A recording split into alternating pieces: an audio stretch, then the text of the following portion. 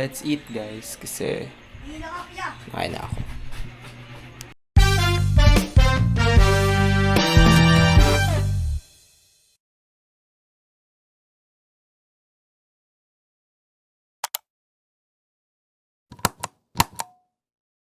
Hi guys, welcome back to my channel. Hello everyone, ayan, isang maulang araw sa inyong lahat. And medyo maaga tayo. Mga alas 7 na tayo bumangon kasi hindi ko alam, hindi naman para maghilata-hilata lang kasi meron talaga akong tinapos today and I'm actually finishing my vlog last time yung sa may Alibihaban. So, yun. So, inedit ko yung first video namin. And yun, today's kasi may kailangan ko na akong gawin and hindi po pwedeng hindi gawin to kinabukasan. Na para bang sobrang importante yung lano mo. Actually, may lakad kasi ako bukas guys. Is I will meeting up someone important or some important person in my life. Ay, charis lang. Hindi. Ayun, samahan nyo ko guys for today kasi nga, yun, hindi ko lang alam kung kaya ba ngayong araw na to kasi umuulan. Hindi kasi dapat ngayon, ay hindi nung nakaraang linggo. Kaso hindi ko na naabutan. Ang nangyari nga kasi may lakad ako and kailangan ko ngayong ayusin to. And napupuno na yung labahan ko. Hindi pwedeng hindi maglaba kasi ang dugyot naman natin kung itatambak natin yung mga labahan natin, 'di ba? So, sa bahay kasi bawal kasi yung ganun eh. Naparusahan na ako dati. Kwento ko lang muna bago tayo mag-start. Naparusahan kasi ako dati guys kasi sobrang damak ko din dati nung bata ako. O kasi nga may nagsusupervise pa sa akin which is yung mga parents ko and sometimes yung mga tita at tito ko.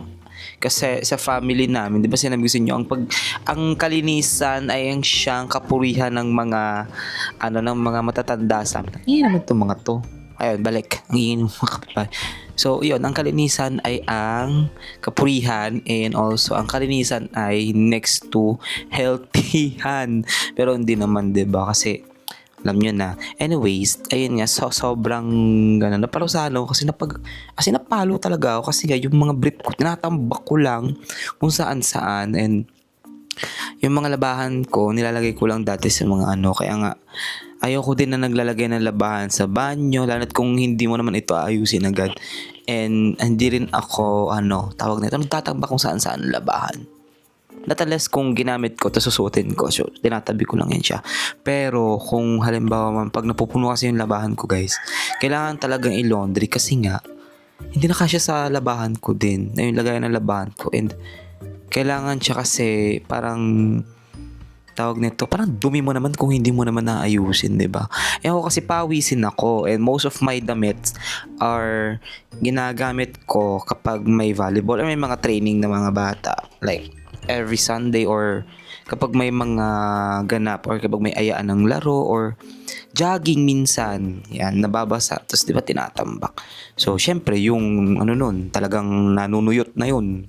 And sometimes may mga labahin akong sakto lang, yung amoy ng pabango nandoon pa, yung parang isang araw mo lang isang ginamit kasi ang gastos ko sa damit guys, as in, alam yung pakaramdam kasi di ba pag maalinsangan, syempre maliligo ka, malagkit, syempre maliligo ka, parang gagaling ka sa labas, papawis ka, maliligo ka, ganun yung atake ko. Dati kasi dugyot naman ako dati, hindi naman ako andon magdi-deny.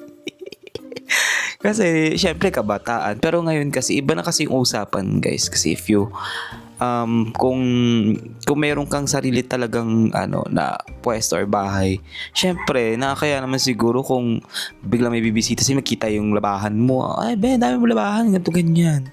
So, in other words, kailangan mo talagang asikasuhin. Katatapos ko lang mag-breakfast, tinapay and coffee. Typical kasi guys, hindi kasi ako mabubuhay guys kung walang kape sa umaga. I mean, kailangan ko yun para mag-function and kailangan ko yun para makapag-isip ng maayos. And samahan nyo ako today kahit umuulan. Anong oras na ba? Today is 10:15 pa lang naman ng umaga. And ano ba bang gagawin ko? So, Di naman ako bibili ng iba pang mga ganap or na mga ano ko sa bahay kasi nabili ko naman na. So, ang kailangan ko lang guys, ayusin yung labahan ko kasi ang mahal na nito kung dadagdagan pa natin kasi last time parang 240 ata. So, hahatiin ko na lang yung labahan ko para dito kasi lalaban ko din yung mga ano, yung mga iba ko like yung underwears ko kasi hindi ako nagagamit ng ano. Ngayon kasi hindi na ako nag-laundry ng may kasamang brief. Kasi nakakaya naman kasi ang ginagawa, di ba nakikita nila yung itsura ng brief ko, puro mga libag. Yee. Although na common naman yun kasi nasa ano yung sa gilid ng ano. Kasi nga 'di ba pag naglalaro ako ng volleyball yung dumadaos-dos ako ganun. Pero ngayon wala naman. Pero itatabi ko yung mga undies ko kasi nakakaya naman. Sila pa maglalaban. Ayoko na nilalaban yun. Ano na ako, nadala na ako. So, ayun, samahan niyo ako today.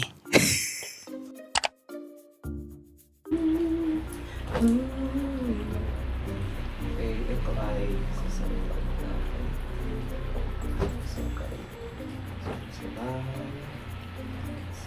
Okay.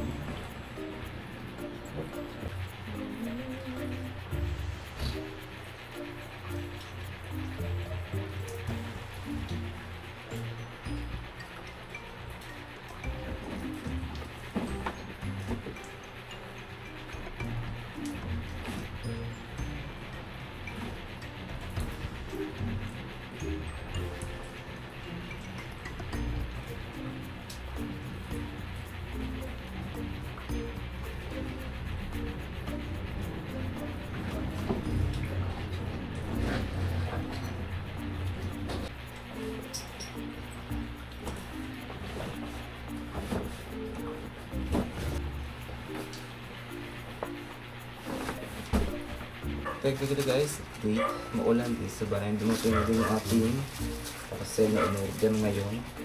Inaantay ko po. Ano bus? Ano mahatid itong ko, set ko. And, nakalabas, ihatid na ito sa laundry para mapag-start na yung labahan ko. So, this is it. My iOS 2 Retro guys. Ano ba siya versus we'll see kung gaano kahaba to. Kasi 2 meters yung binili ko. Okay naman sa haba. Wala na, di na magiging fast charging to. Haba eh.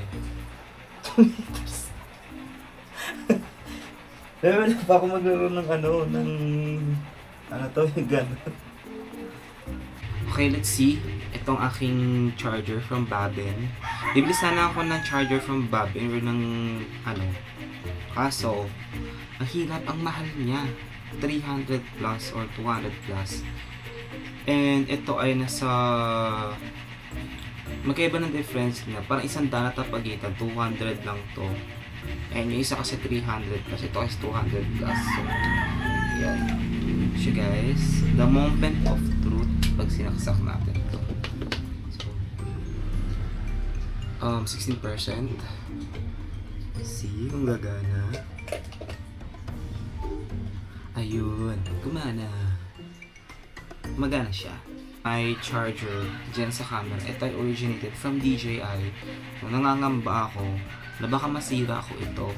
Ang mahal-mahal ng ganito guys. Bibili mo to sa DJI. Pero pwede naman siya kung bibili ka ng Type-C to Type-C. But this one is original from DJI. So, pag nasira, saan na lang siya dalahin? Ayan, so, tanggal ko muna yung case ng ko DJI ko para maano siya. Kasi, sobrang pabad to sa maraming water activity nung nakaraan.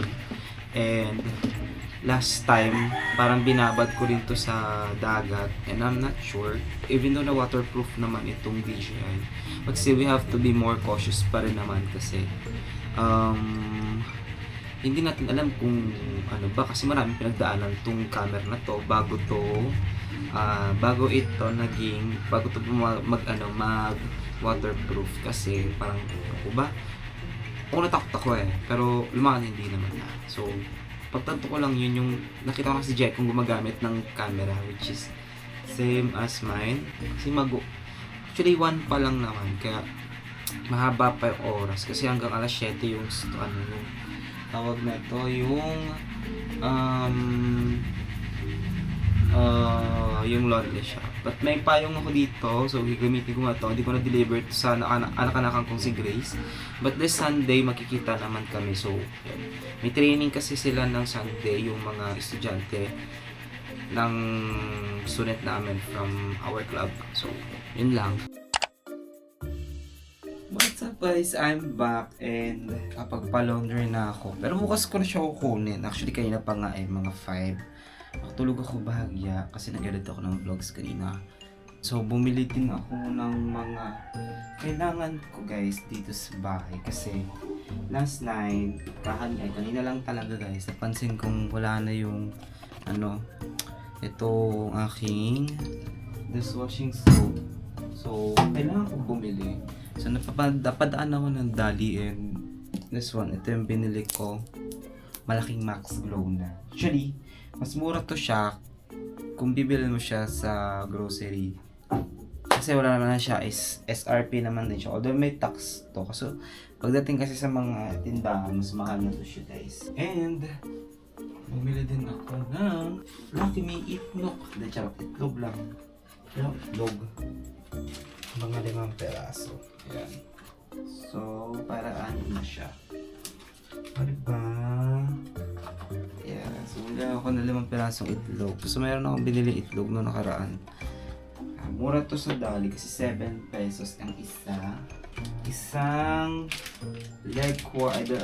So medyo frozen pa siya. Yan, mag-uulam tayo. Itong dinner na to. So, ayun. Bali 170 yung yung laundry. Ay, hindi, bumili pa ako ng sabon pala sa Dali. So, yun. So, bukas ko kukunin yung laundry ko. Siguro mga early na lang kasi maaga din naman ako aalis and kailangan ko bukas mas maaga kasi sabi ko nga kailangan ko makita sila may unang early bird.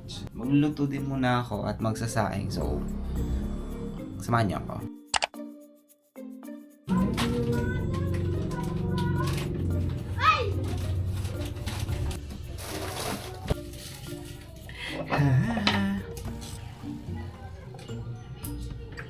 Wala tayong suka. Tsaka bawang. Quarter leg guys. Hindi mo naman hindi ba pakiramdam na mag-isa. Tapos mahirap pag mag-isa ka din kasi diba you don't know how to, may mga bagay na kinatatamaran mo like cooking. Tapos tatamaran ka din lumabas minsan kasi hindi naman nakakatamad pala na lumabas kasi yun yung mga bagay na ginagawa mo since kung mag-isa ka. Pero nakakatamad yung yung daily life mo pag wala kang masyadong kasama. Diba guys, yung pakiramdam na ganun. Kaya kung ikaw nagbabalak kang mag-living alone, just to make sure guys na tip ko lang din to as a person who doing this. Mag-8 months na and sometimes kung sanay ka naman din mag-isa, that's good.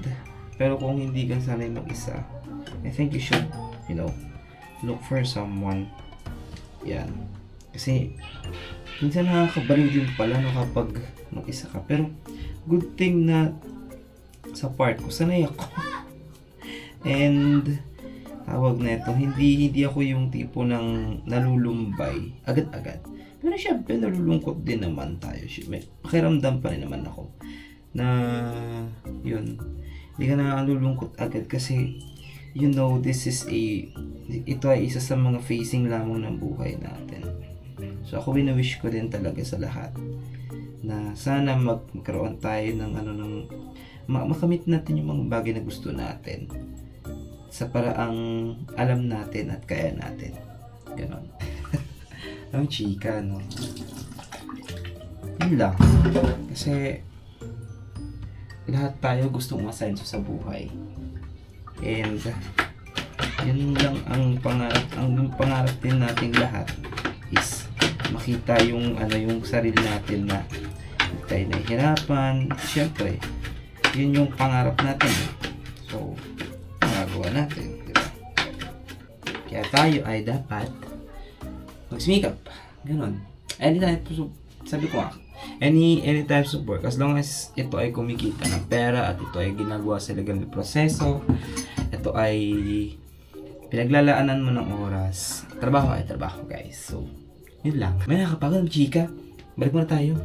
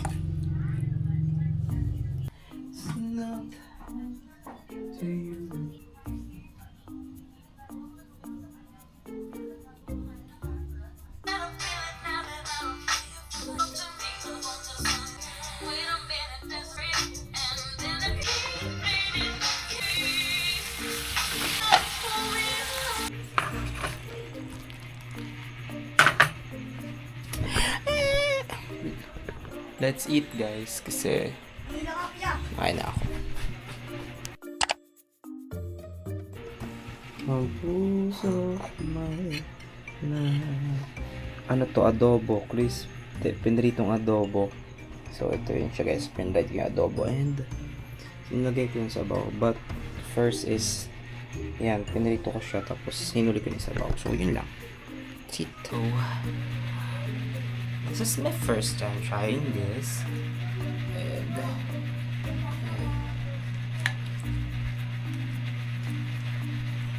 ito na yung chicken.